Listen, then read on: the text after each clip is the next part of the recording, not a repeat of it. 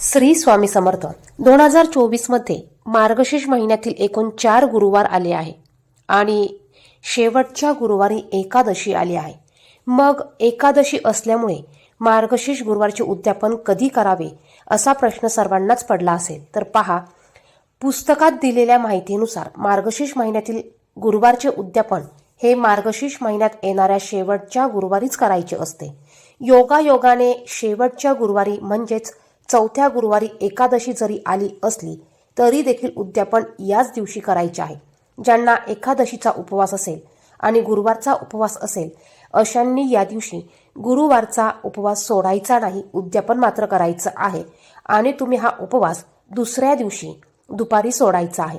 म्हणजे तुमचा गुरुवार उद्यापन देखील होईल आणि तुमच्या एकादशीचं व्रत देखील पूर्ण होईल. ज्यांना एकादशीचा उपवास नाही त्यांनी गुरुवारी संध्याकाळी उपवास सोडायचा.